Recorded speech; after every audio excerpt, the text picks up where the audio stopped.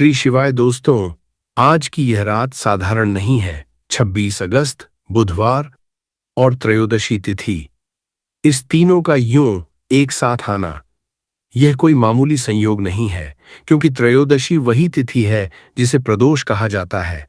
वह घड़ी जब सूर्य ढल रहा होता है और अंधकार अभी पूरी तरह उतरा नहीं होता, ठीक उस बीच की, उस संधि की घड़ी में, जब कहते हैं महादेव स्वयं कैलाश पर नृत्य करने को उठते हैं, और यह प्रदोष जब बुधवार को पड़े, तो उसमें एक और परत जुड़ जाती है जिसे बहुत कम लोग समझ पाते हैं। इस दिन का एक और पहलू है जिसे मैं आपसे साझा करना चाहता हूं।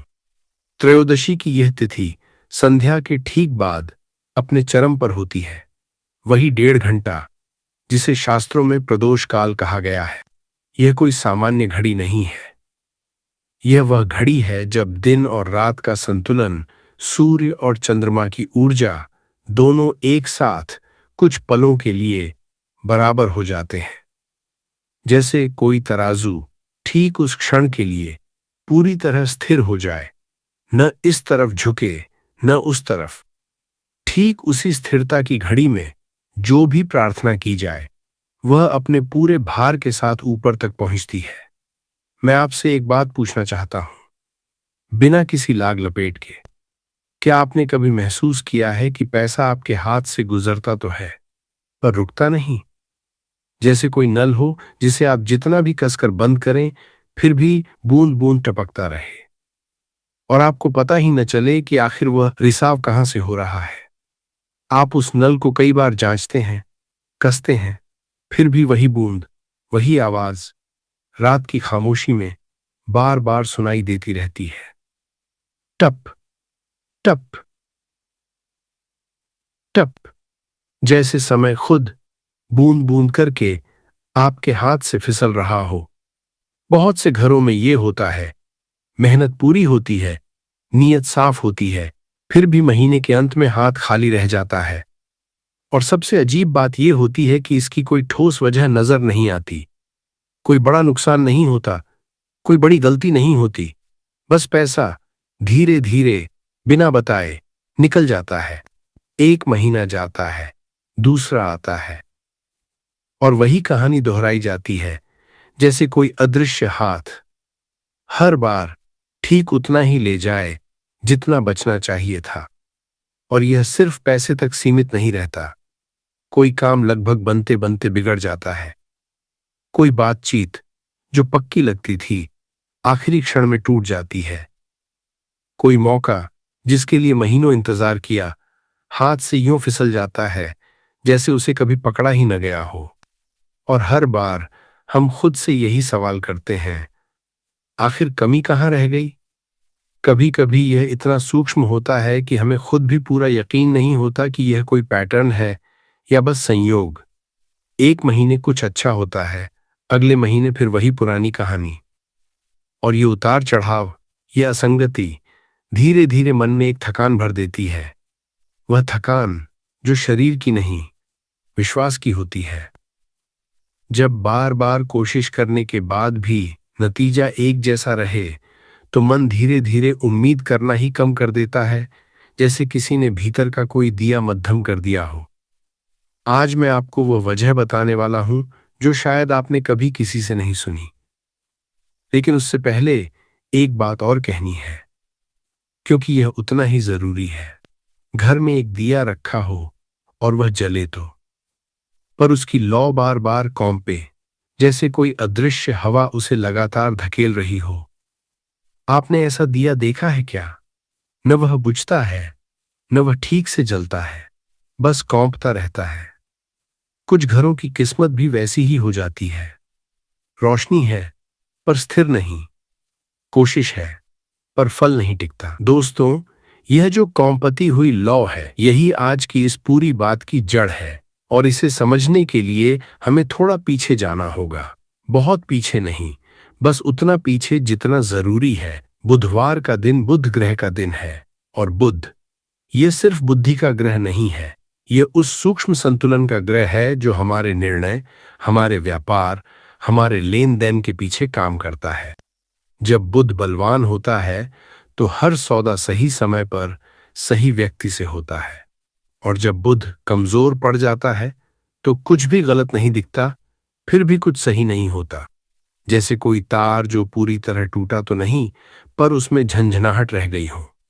आवाज पहुंचती है पर साफ नहीं आती। और दोस्तों, इस कमजोर बुध का एक और लक्षण होता है जिसे हम अक्सर पहचान नहीं पाते। वह है एक दरवाजा जो हमेशा आधा ही खुलता है। सोचिए, कोई दरवाजा हो जो पूरी तरह बंद नहीं, पर पूरी तरह खुलता भी नहीं। आप उसमें से झांक तो सकते हैं, पर उस पार जा नहीं सकते। बहुत से अवसर, बहुत से रिश्ते, बहुत सी संभावनाएं ठीक इसी तरह हमारे जीवन में आती हैं, आधी खुली, आधी बंद। हम उन्हें देख पाते हैं, महसूस कर पाते हैं, पर पूरी तरह पा नहीं पाते। यही वो अधूरापन है जो कमजोर बुद्ध की सबसे बड़ी पहचान है।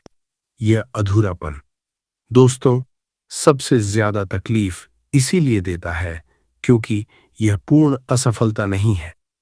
अगर दरवाजा पूरी तरह बंद हो तो मन एक तरह से मान लेता है, आगे बढ़ जाता है। पर जब दरवाजा आधा खुला रहे, जब उम्मीद की एक किरण हमेशा भीतर से झांकती रहे, तो मन उसी आधे खुले दरवाजे के सामने बार बार वर्षों तक खड़ा रहता है, ये सोचकर कि बस थोड़ा और प्रयास और ये पूरा खुल जाएगा। और वह प्रयास बार बार उसी आधे रास्ते पर आकर रुक जाता है। और यहीं त्रयोदशी की, प्रदोष की भूमिका शुरू होती है। महादेव को संहार का देवता कहा जाता है, पर यह संहार विनाश नहीं है। यह उस जमी हुई, रुकी हुई ऊर्जा को जलाकर हटाने की शक्ति है जो हमारे जीवन में बरसों से टिकी रह जाती है, बिना हमें पता चले। जिस तरह किसी पुराने बर्तन की तली में जमी हुई कालिख को साधारण पानी से नहीं धोया जा सकता, उसे आग ही साफ करती है। ठीक उसी तरह हमारे भाग्य की तली में जमी हुई वह पुरानी, दिखाई न देने वाली परत केवल शिव तत्व की अग्नि से ही जल पाती है। और प्रदोष की यह घड़ी, सूर्यास्त के बाद का यह 1.5 घंटा, वह समय है जब यह अग्नि तत्व महादेव की कृपा से सबसे ज्यादा सक्रिय होता है। तो सोचिए, आज बुधवार है, आज त्रयोदशी है। एक तरफ वो कमजोर, झंझनाता हुआ बुध, वो आधा खुला दरवाजा जो धन को टिकने नहीं देता, अवसर को पूरा नहीं होने देता। दूसरी तरफ महादेव की वो अग्नि जो हर जमी हुई परत को जला सकती है, हर आधे दरवाजे को पूरा खोल सकती है। ये दोनों जब एक ही शाम, एक ही घड़ी में मिलते हैं, तो एक ऐसा अवसर बनता है जो बार बार हाथ नहीं आता। अब मैं आपको एक बात बताता हूं जो शायद आपको हैरान करे। बहुत साल पहले एक छोटे से कस्बे में एक कपड़े का व्यापारी रहता था। उसकी दुकान अच्छी चलती थी, ग्राहक भी आते थे। पर हर महीने के अंत में जब वह अपना बही खाता खोलता तो हिसाब कभी ठीक नहीं बैठता। कभी कोई ग्राहक पैसा देना भूल जाता, कभी माल खराब निकल आता, कभी कोई और छोटी मोटी वजह। और मुनाफा जो हाथ में आना चाहिए था, हर बार किसी न किसी बहाने से फिसल जाता। वह हैरान था क्योंकि उसकी मेहनत में कोई कमी नहीं थी। वह सुबह सबसे पहले दुकान खोलता, रात सबसे बाद में बंद करता। फिर भी घर की स्थिति जस की तस रहती। उसकी पत्नी कभी कभी पूछती, इतनी मेहनत करते हो, फिर भी घर में वह खुशहाली क्यों नहीं आती जो होनी चाहिए? और वह चुप रह जाता क्योंकि उसके पास खुद कोई जवाब नहीं था। बच्चों की छोटी छोटी जरूरतें भी कभी कभी टलनी पड़ती और हर बार दिल में एक हल्की सी चुभन रह जाती। क्या मैं इतना भी नहीं दे सकता जितनी मेहनत मैं करता हूं? एक बुधवार की शाम, और वह भी प्रदोष की शाम थी।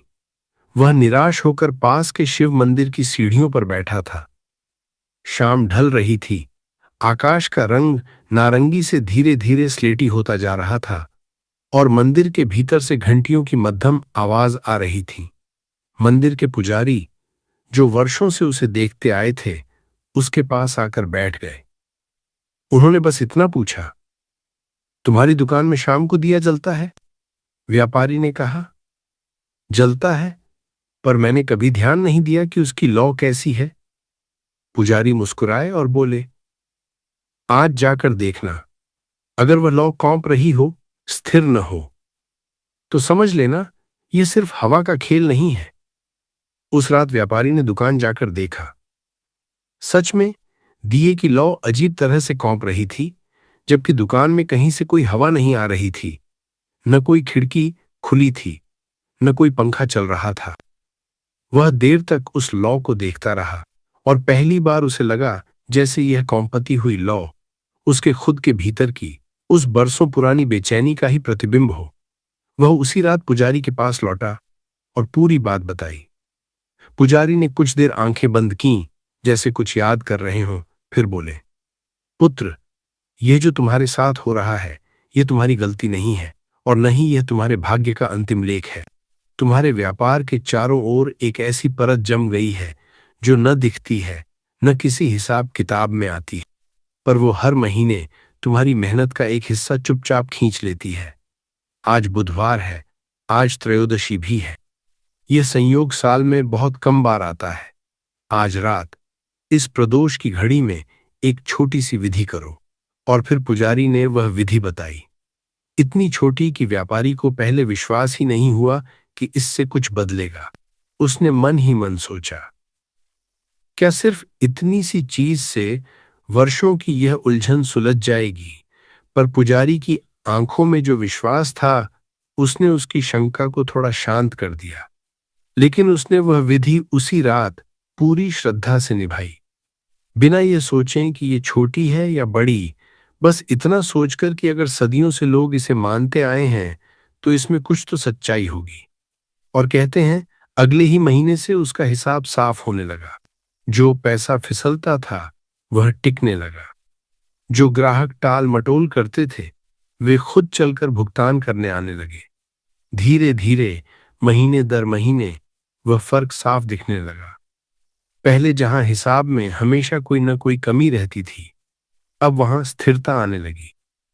कुछ ही वर्षों में वह कस्बे का सबसे भरोसेमंद व्यापारी बन गया और हर प्रदोष, हर बुधवार वह वही छोटी सी विधि दोहराता, बिना नागा किए, जैसे यह अब उसकी सांस लेने जैसी आदत बन गई हो।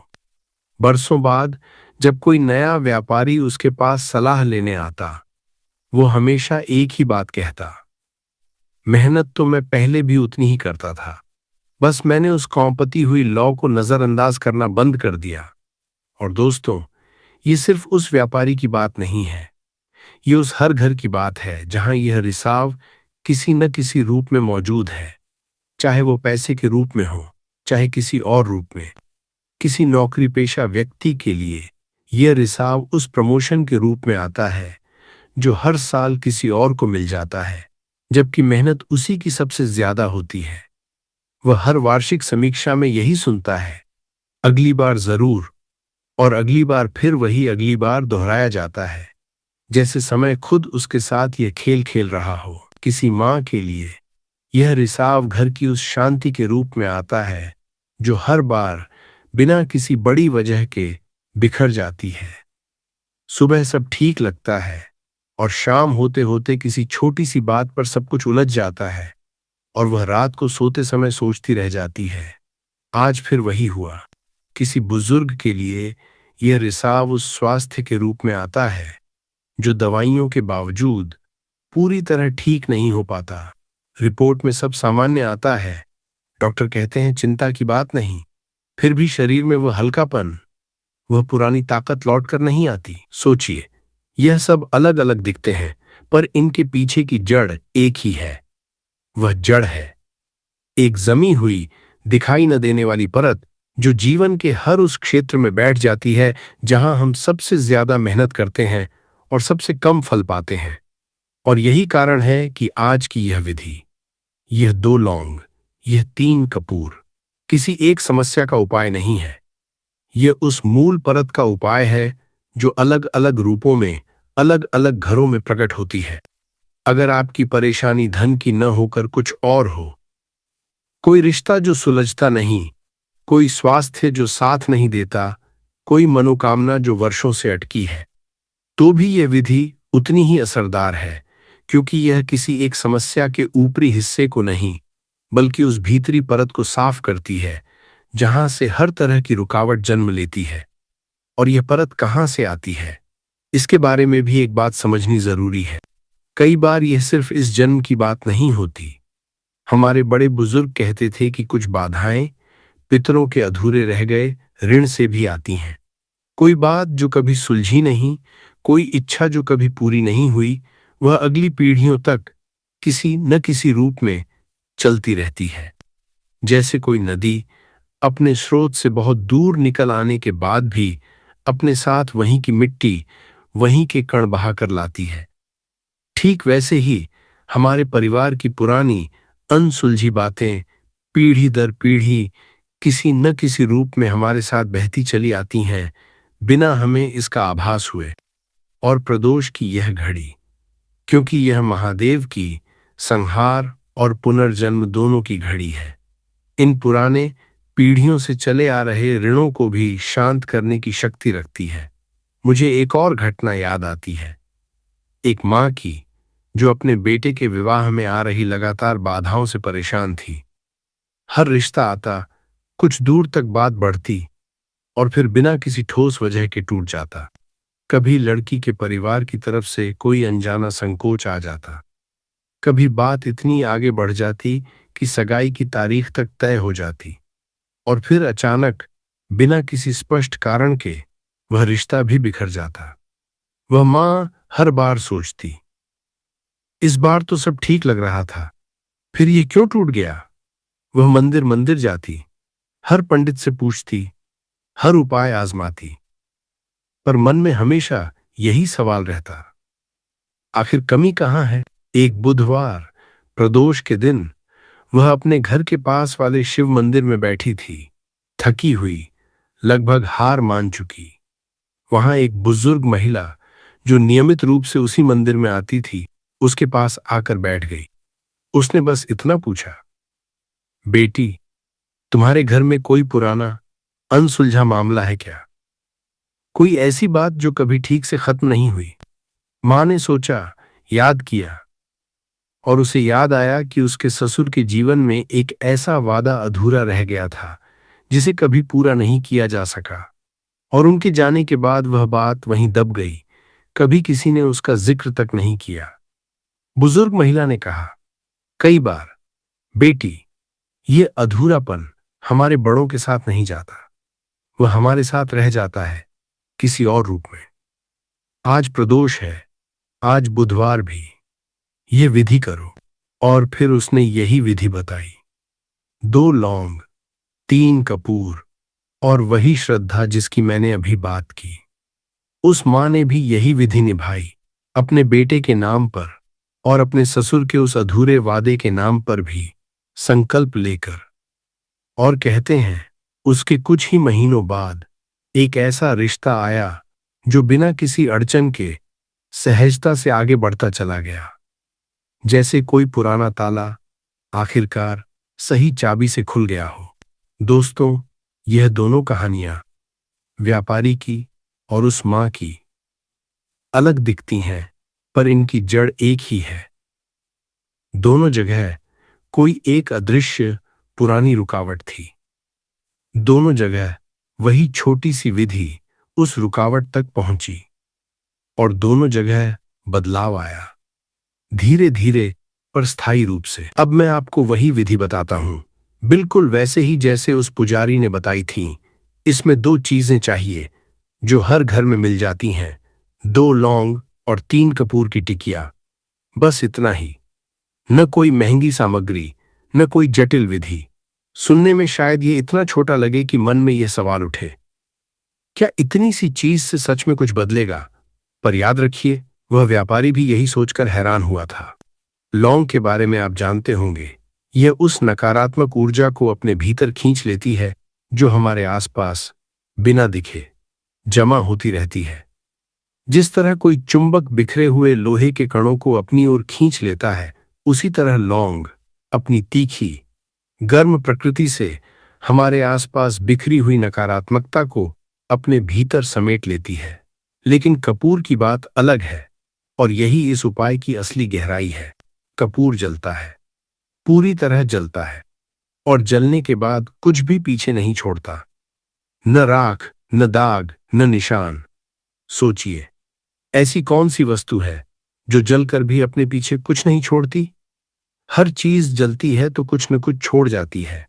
लकड़ी राख छोड़ती है, कागज कालिख छोड़ता है, पर कपूर जलकर पूरी तरह हवा में विलीन हो जाता है, जैसे वो कभी था ही नहीं। यही तो वह गुण है जो हमारे जीवन के पुराने बोझ, पुराने कर्ज, पुरानी रुकावटों को चाहिए कि वे जलें, और पूरी तरह जलें, कोई निशान बचाए बिना। क्योंकि दोस्तों, कई बार हम कोई परेशानी सुलझा तो लेते हैं, पर उसका निशान, उसकी छाया हमारे मन में बनी रह जाती है, और वही छाया धीरे धीरे किसी नए रूप में लौट आती है। कपूर का यह जलना हमें सिखाता है कि असली मुक्ति वही है जो कोई निशान न छोड़े। लौंग जो नकारात्मकता खींचती है, कपूर उसे पूरी तरह भस्म कर देता है। एक पकड़ता है, दूसरा मिटाता है। यही कारण है कि ये दोनों साथ काम करते हैं, अकेले नहीं। दो लौंग, क्योंकि हर बंधन के दो छोर होते हैं और दोनों को एक साथ पकड़ना जरूरी है। तीन कपूर, क्योंकि महादेव की तीसरी आंख, वह नेत्र जो सब कुछ जला सकता है, तीन की इसी संख्या में समाई हुई मानी जाती है। दोस्तों, अगर आप ध्यान से देखें तो शिव जी के साथ हर जगह यह संख्या तीन दोहराई जाती है। त्रिनेत्र, त्रिशूल, त्रिलोक। तीन का यह अंक शास्त्रों में पूर्णता और संहार दोनों का प्रतीक है। पूर्णता इसलिए क्योंकि तीन में सृष्टि, स्थिति और संहार तीनों समाये हैं, और संहार इसलिए क्योंकि जब तीसरी आंख खुलती है तो जो भी उसके सामने आए वह जलकर राख हो जाता है। जब हम तीन कपूर जलाते हैं तो हम प्रतीकात्मक रूप से उसी तीसरी आंख को अपने जीवन की उस रुकावट की ओर मोड़ रहे होते हैं जिसे हम खुद अपनी आंखों से नहीं देख पाते। और दो लौंग, यह संख्या दो द्वैत का प्रतीक है। सुख दुख, लाभ हानि, दिन रात। जीवन में हर समस्या के भी दो पहलू होते हैं, वह जो दिखता है और वह जो असल में उसकी जड़ में है। जब हम दो लौंग रखते हैं तो हम मानो यह स्वीकार कर रहे होते हैं कि हमारी समस्या भी दो परतों में है। एक ऊपरी जो हमें दिखती है, जैसे पैसे की तंगी, और एक भीतरी जो नहीं दिखती, जैसे वह पुरानी शंका, वह जमी हुई ऊर्जा। यह उपाय दोनों परतों को एक साथ छूता है, इसीलिए यह इतना संपूर्ण माना गया है। आज शाम सूर्यास्त के ठीक बाद, जो समय प्रदोष काल कहलाता है, आमतौर पर सूर्यास्त के बाद का पहला 1.5 घंटा यह उपाय करना है। अगर सूर्यास्त निकल चुका हो तो रात्रि में भी जितनी जल्दी हो सके कर सकते हैं। समय की सटीकता से ज्यादा जरूरी है मन की श्रद्धा। सबसे पहले हाथ पैर धोकर शुद्ध हो जाइए। मन को थोड़ा शांत कीजिए। दिन भर की भागदौड़ को कुछ पल के लिए बाहर छोड़ दीजिए। घर के मुख्य द्वार के पास या अपने पूजा स्थान में एक छोटा दिया जला लीजिए। वही दिया जिसकी लौ को आज ध्यान से देखना है। देखिए वह कैसे जलता है, स्थिर है या उसमें भी वह हल्का सा कंपना है जिसकी बात हमने शुरुआत में की थी। फिर 2 साबुत लौंग और 3 कपूर की टिकियां अपने दोनों हाथों में लीजिए। इन्हें कुछ क्षण अपनी हथेली में रखिए, आंखें बंद कीजिए और अपने घर की उस रिश्ती हुई स्थिति को, वह पैसा जो टिकता नहीं, वह मेहनत जो अधूरी रह जाती है, वह दरवाजा जो आधा ही खुलता है, मन ही मन याद कीजिए। कोई जल्दबाजी मत कीजिए इस क्षण में।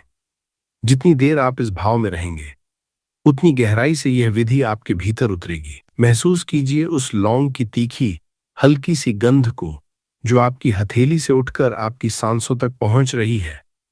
महसूस कीजिए कपूर की उस ठंडी पर तेज सुगंध को जो मन को एक पल के लिए पूरी तरह जगा देती है, जैसे किसी गहरी नींद से अचानक उठाया गया हो।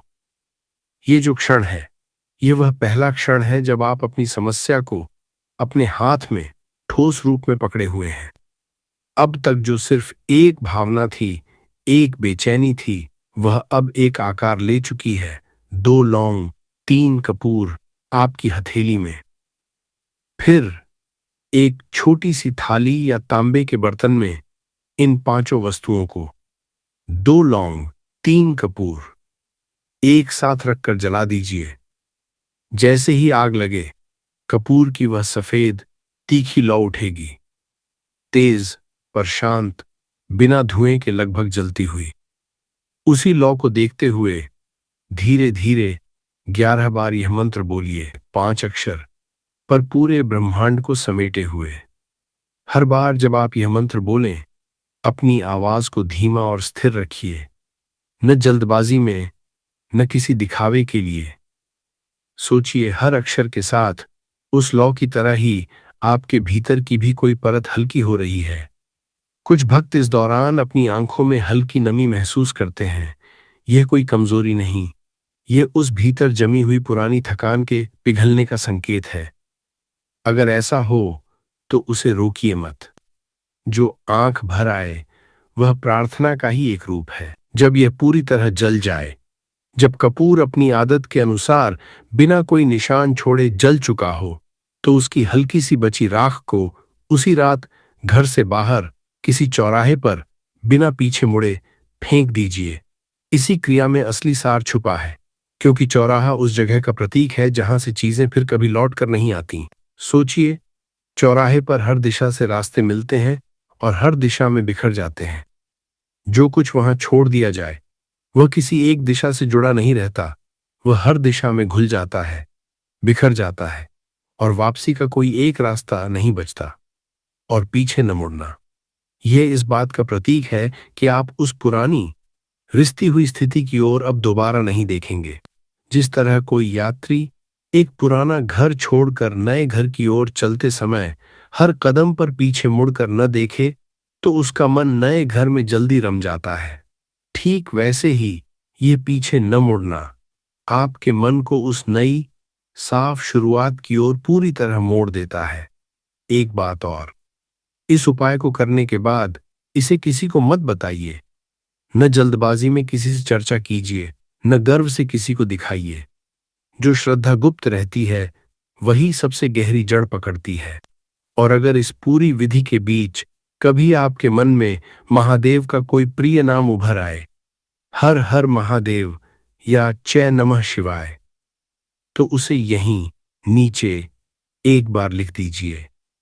कहते हैं जितने भक्त इस तिथि पर यह नाम लिखते हैं, उतनी देर तक वह प्रार्थना कहीं न कहीं गूंजती रहती है।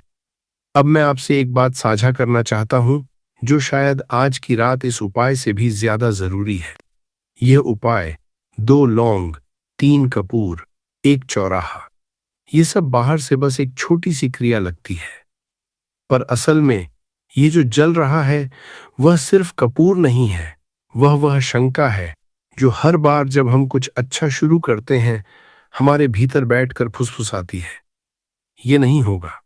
वह वही डर है जो हमें बड़ा सोचने से रोकता है।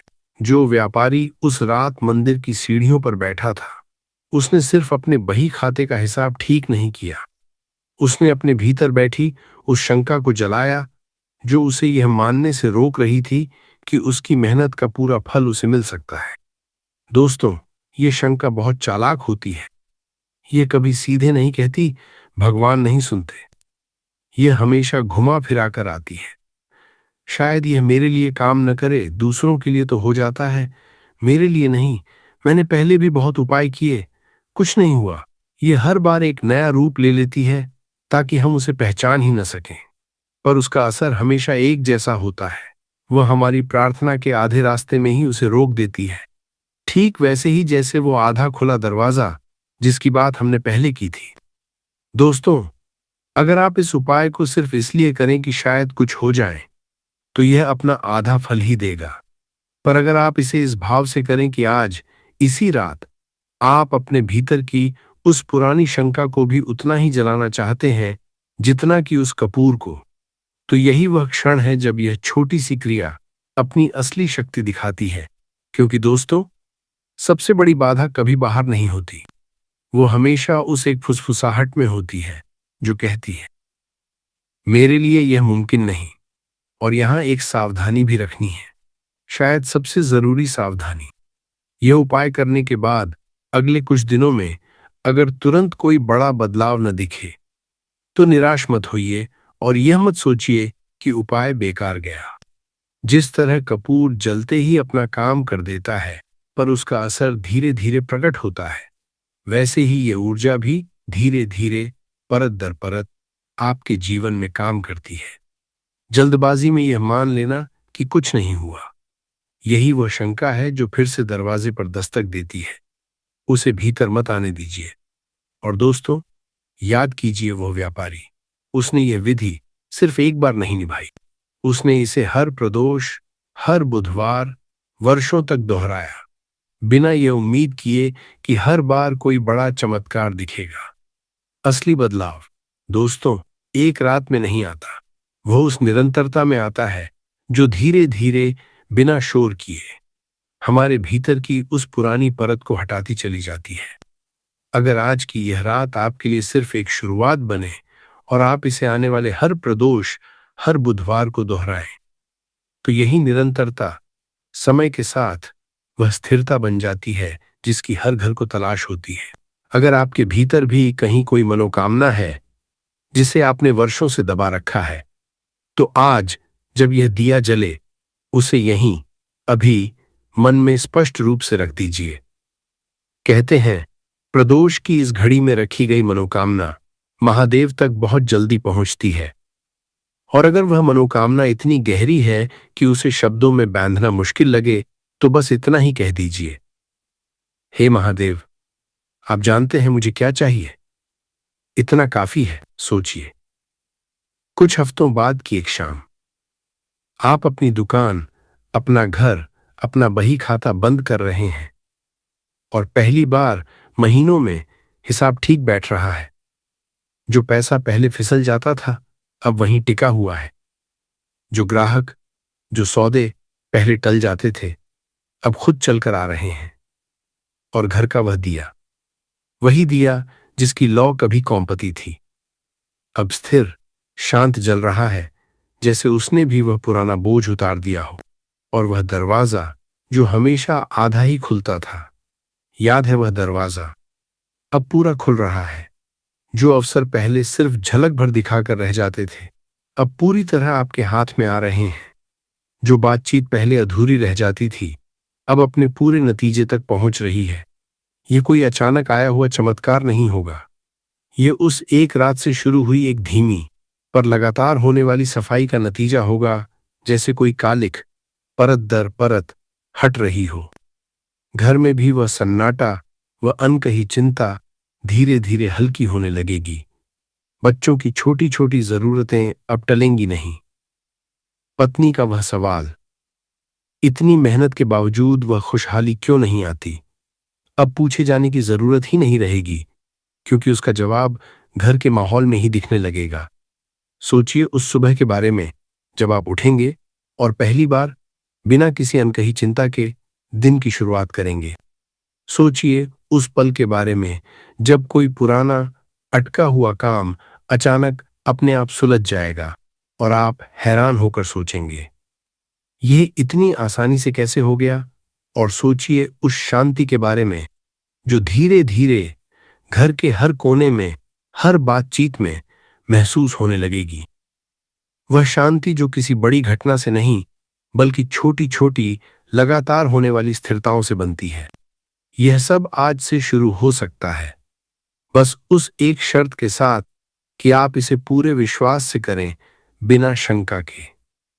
अगर आपके मन में अभी कोई एक शब्द आया हो, कोई एक उलझन जो वर्षों से पीछा नहीं छोड़ रही, तो उसे यहीं नीचे 2 शब्दों में लिख दीजिए। कहते हैं त्रयोदशी की इस रात लिखी गई बात हवा में यूं ही नहीं रहती। और अगर आप आज ये उपाय करने वाले हैं तो बस एक शब्द लिख दीजिए, संकल्प, ताकि यह वचन आपका अपने आप से बन जाए। दोस्तों, अंत में एक ही बात कहनी है। हम अक्सर सोचते हैं कि भगवान से कुछ मांगने के लिए बड़ी पूजा चाहिए, बड़ा अनुष्ठान चाहिए, पर सच ये है, महादेव उस छोटी सी लौंग में भी उतने ही मौजूद हैं जितने किसी बड़े यज्ञ में। फर्क सिर्फ इतना है कि हमें उस छोटी चीज पर उतना ही भरोसा करना सीखना होगा जितना किसी बड़ी चीज पर करते हैं। और शायद यही वह असली सीख है जो आज की ये रात इस उपाय से भी बड़ी होकर हमें दे जाती है कि जीवन की सबसे बड़ी रुकावटें अक्सर सबसे छोटे, सबसे मामूली उपायों से खुलती हैं, बशर्ते कि उन्हें पूरे मन से अपनाया जाए। जिस तरह वह व्यापारी या वह मां किसी बड़े चमत्कार के इंतजार में नहीं बैठे रहे, उन्होंने वह छोटा कदम उठाया जो उनके सामने था। ठीक वैसे ही आज आपके सामने भी यही एक छोटा कदम है। अगर आप यहां तक पहुंचे हैं तो यह संयोग नहीं है। इतने सारे वीडियो के बीच आज की यह रात, यह उपाय आप तक पहुंचा है। शायद इसलिए कि कहीं न कहीं आपके भीतर भी वह व्यापारी है जो हिसाब मिलाते मिलाते थक चुका है, या वह मां है जो अब भी उम्मीद रखे हुए है। अगर आप कहीं दूर से यह देख रहे हों तो नीचे बस इतना लिख दीजिए कि आप कहां से हैं, ताकि पता चले कि यह छोटी सी प्रार्थना आज रात कितनी दूर तक फैल रही है। और दोस्तों, एक आखिरी बात जो शायद सबसे गहरी है। भगवान से जब हम कुछ मांगते हैं तो असल में हम दो चीजें एक साथ मांग रहे होते हैं। वो जो हमें चाहिए और यह विश्वास कि हमें वह मिल सकता है। ज्यादातर बार पहली चीज मिलने में देर नहीं होती, देर होती है दूसरी चीज को स्वीकार करने में।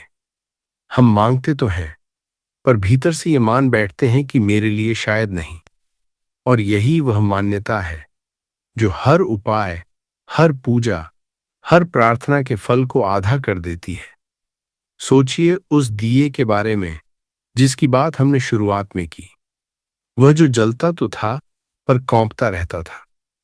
अब सोचिए क्या होता अगर उस दिए को किसी ने बीच में ही बुझा दिया होता, ये सोचकर कि यह तो वैसे भी ठीक से नहीं जल रहा। वह दिया कभी स्थिर होने का मौका ही न पाता।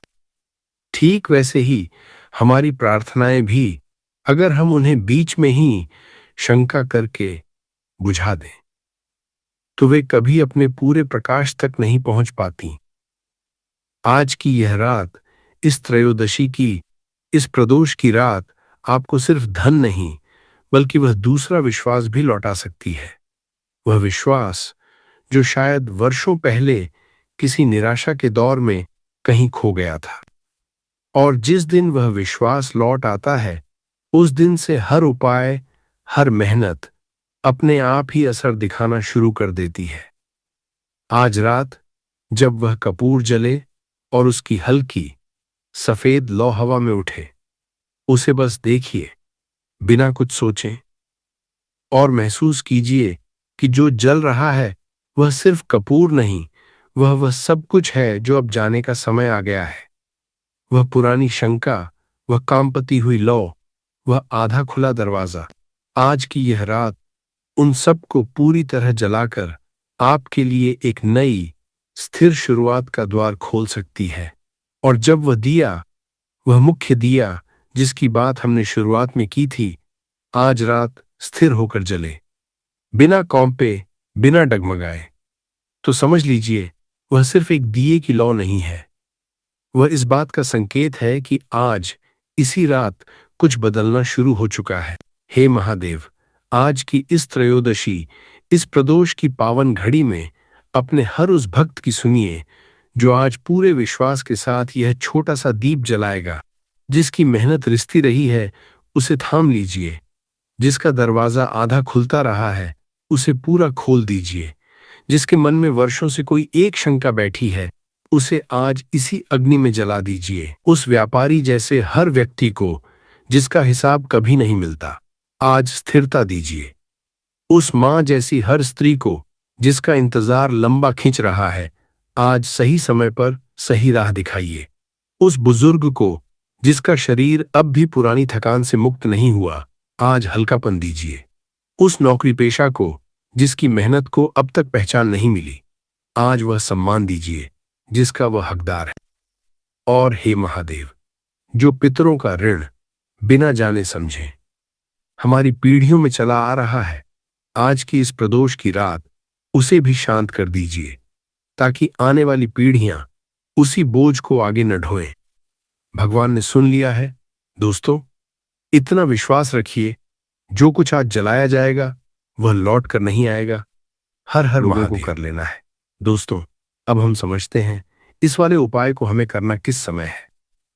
तो सबसे पहली बात दोस्तों, हम समझते हैं कि यह 1 रुपए के सिक्के वाला उपाय करना किसको है। तो देखिए, यहां पर सी बात है कि यह 1 रुपए के सिक्के वाला उपाय जो उपाय है, यह किस लिए किया जा रहा है। यह मनोकामना को पूर्ण करने के लिए किया जा रहा है, या आपके जीवन में जो दुख और परेशानियां हैं उनको दूर करने के लिए किया जा रहा है, या आपका कोई बड़ा काम है जो कि नहीं हो पा रहा है, आप उसके लिए इस उपाय को कर सकते हो। तो सीधी सी बात यह है कि आप अपनी किसी भी तरह की मनोकामना के लिए इस वाले उपाय को कर सकते हो। तो यह उपाय वह व्यक्ति कर सकता है जिस व्यक्ति को अपनी किसी भी तरह की मनोकामना भगवान शिव जी से पूर्ण करवानी हो। और अगर कोई भी माताएं बहनें जो हैं अपने घर की सुख और शांति के लिए, घर में धन समृद्धि को बढ़ाने के लिए वाला उपाय करना चाहती हैं, तो घर की जो बड़ी माताएं बहनें होंगी वह इस 1 रुपए के सिक्के वाला उपाय को विशेष रूप से करें, क्योंकि माताएं बहनें घर की लक्ष्मी होती है, और जब घर की लक्ष्मी कोई विशेष उपाय करती है तो उसका फल ही बहुत जल्दी मिल जाता है और बहुत बड़ा होकर मिलता है। अन्यथा इसको कोई भी व्यक्ति कर सकता है, चाहे वह बड़ा हो, चाहे वह छोटा हो, चाहे वह बच्चा हो। जिस व्यक्ति को यह 1 रुपए के सिक्के वाला उपाय समझ आ गया, वह व्यक्ति इस 1 रुपए के सिक्के वाला उपाय को रविवार त्रयोदशी तिथि के दिन जरूर करें, क्योंकि उसको इस उपाय को फल बहुत ही जल्दी मिल जाएगा। क्योंकि 26 अगस्त 2026 रविवार त्रयोदशी तिथि के दिन भगवान शिव जी बहुत आसानी से प्रसन्न हो जाते हैं। तो अब हम समझते हैं कि इस 1 रुपए के सिक्के वाला उपाय को आपको करना कैसे है, और इस उपाय को करने का जो समय है वो क्या है। तो देखिए, 26 अगस्त 2026 रविवार त्रयोदशी तिथि के दिन किए जाने वाले यह 1 रुपए के सिक्के वाला जो उपाय है, ये मुख्य रूप से सुबह का समय होगा, प्रातःकाल का समय होगा। किस समय होगा? सुबह का समय होगा। आपको कोशिश यही करनी है कि सुबह के समय हम इस 1 रुपए के सिक्के वाला जो उपाय को कर लें। पर किसी कारणवश अगर आप सुबह को इस उपाय को न कर पाओ, आपको कहीं काम जाना हो या किसी और काम की वजह से आप उपाय को न कर पाओ, तो आपके पास फिर दूसरा मौका रहेगा, जो कि शाम के समय का रहेगा, प्रदोष काल का रहेगा। अब भाई, प्रदोष काल का समय भी एक बहुत ही लोगों के मन में प्रश्न बन जाता है कि भाई ये समय होता कब है, कितने बजे से लेकर कितने बजे ये समय होता है, ताकि हमें उपाय के लिए जो है करने का समय पता लग जाए। तो हम आपको बता दें, प्रदोष काल का जो एक समय होता है, शाम का समय, वो होता है शाम के 6 बजे से लेकर शाम के 7 बजे के बीच का। इस समय के बीच में आप उपाय को करेंगे तो आपको उस उपाय का ज़रूर फल मिलेगा। तो शाम के 6 बजे से लेकर शाम के 7 बजे के बीच में आप लोग इस 1 रुपए के सिक्के वाला जो उपाय को कर सकते हो। तो भैया, बहुत सारे लोग यहाँ पर ये प्रश्न भी ज़रूर करेंगे कि भाई, हम तो नौकरी पर जाते हैं, हम अपनी ड्यूटी पर जाते हैं और आने में हमें देर हो जाती है, तो उस जगह पर हमें क्या करना चाहिए। तो उन लोगों को भी टेंशन लेने की जरूरत नहीं है। अगर आप लोग इस उपाय को शाम के समय प्रदोष काल में कर रहे हैं, और अगर आप आने में देरी भी हो जाती है, आपको आने में 7 बजे तक आप नहीं पहुंच पाते हो, तो भाई आप 7 या रात 8 बजे तक भी अगर उपाय को करोगे तो भी चल जाएगा। और अगर इससे भी थोड़ा देर हो जाती तो भी आप उपाय को कर सकते हो, क्योंकि 26 अगस्त 2026 रविवार त्रयोदशी तिथि का दिन है। ये दिन बहुत ही कम आता है, पूजा साल भर में एक बार। इसीलिए जब आपको मौका मिल जाए, जब आप इस उपाय को जरूर कर लेना। कोई भी उपाय हो, आप कभी भी कर सकते हो। रविवार त्रयोदशी तिथि के दिन बस कोशिश करना कि समय के थोड़ा अंतर्गत ही कर लो। पर किसी कारणवश अगर न कर पाओ तो फिर आप थोड़ा देरी से भी कर सकते हो, आपको उपाय का फल जरूर मिलेगा। पूज्य गुरु जी ने कहा कि जब भी रविवार त्रयोदशी तिथि का दिन पड़े तो आपको सिर्फ 1 रुपए के सिक्के वाला उपाय करना। इससे आपके जीवन में अगर धन वैभव की समस्या चल रही है, अगर आप रुपए पैसों के लिए बहुत ज्यादा परेशान रहते हैं, आर्थिक तंगी चल रही है, कई बार आप प्रयास बहुत करते हैं, मेहनत बहुत करते हैं, लेकिन आपको धन हासिल नहीं हो पाता है, आप मेहनत करने के बावजूद भी सफल नहीं हो पाते हैं, आप अपने व्यापार में असफल हो जाते हैं, नौकरी करने के प्रयास में असफल हो जाते हैं, किसी भी कार्य में अगर आप असफल हो रहे हो या फिर आपको धन हानि हो रही हो, तो गुरुजी ने कहा कि आपको ये छोटा सा उपाय इस रविवार त्रयोदशी तिथि की तिथि में जरूर करना चाहिए। तो चलिए जानते हैं इस विशेष उपाय के बारे में। लेकिन उससे पहले एक प्रार्थना, अगर आप समग्र ज्ञान चैनल पर नए हैं तो कृपया चैनल को सब्सक्राइब जरूर कर लें और वीडियो को लाइक करके कमेंट बॉक्स में जय श्री हरि विष्णु जी, जय माता लक्ष्मी जरूर लिख दें, जिससे कि भगवान श्री हरि विष्णु जी और लक्ष्मी जी की कृपा सदैव आप और आपके परिवार पर बनी रहे और आपको कभी भी धन से संबंधित किसी तरह की कोई कमी ना हो।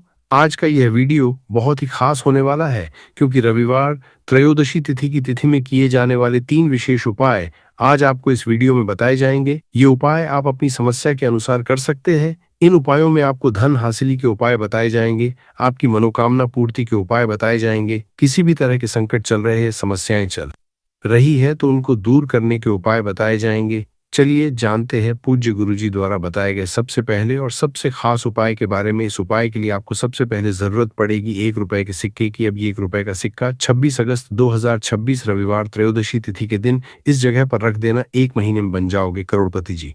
हाँ दोस्तों, आज की वीडियो ही खास है, विशेषकर वो लोग जो कि अपने जीवन में धन को लेकर बहुत परेशान हैं, जिनके पास पैसे की कमी लगातार बनी रहती है, मेहनत करने के बाद भी जीवन में सफलता नहीं मिलती है और जीवन में जितनी मेहनत करते हैं उतनी मेहनत का फल नहीं मिलता है।